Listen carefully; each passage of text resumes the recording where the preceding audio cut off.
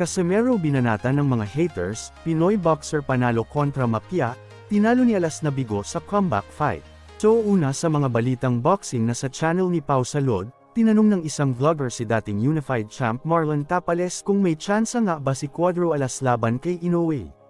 Agad nitong tugon, tila malabo raw manalo si Angas ng Pinas sapagkat malayong-malayo umano sa antas ng kasanayan, disiplina, at kondisyon ng katawan. Sa kaugnay na balita na parang may isang set-up na tanong kay former champ Tapales kung ano daw ang mas nakakahiya yung na-knockout o yung tumakbo at sumoko. Mga banat na kadalasan ginagamit against kay Casimero nang umayaw after nagka-shoulder injury kontra kay Metilane.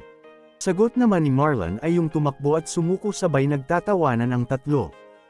Correct me if I'm wrong na minsan na rin umayaw na magpatuloy dati si Champ Jerusalem nang may iniinda during sa laban versus Collazo at dahil doon ay naiwasan ang mas malubhang injury at naging world champ.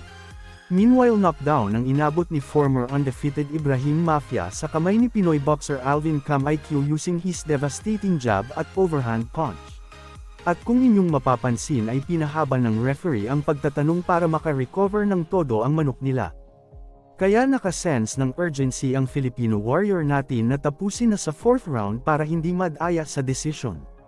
Sa ibang balita na pagkatapos tinalo ni Casimero si Saul Sanchez sa loob ng unang round ay muling lumaban ito noong araw sa Amerika subalit parang dala pa rin niya ay pangamba na baka ma-knockout. Noticeable ang hindi pagiging agresibo kontra sa dating tumalo sa kanya noong 2019 via split decision na si Edwin Rodriguez kaya nauwi pa sa draw ang bakbakan nila. Sa huling balita na may buwelta si Casimero sa mga fans ni Tapales na naglabas ng mga larawan at nagsasabing nabugbog siya sa sparring nila.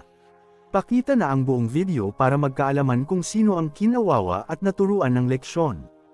Na sinusuportahan ng mga pro-angas ng Pinas at inilabas nila ang mga pictures na kung saan ay naghilamos ng mga suntok at lumuhad di umano si Marlon Tapales sa kamao ni Casimero.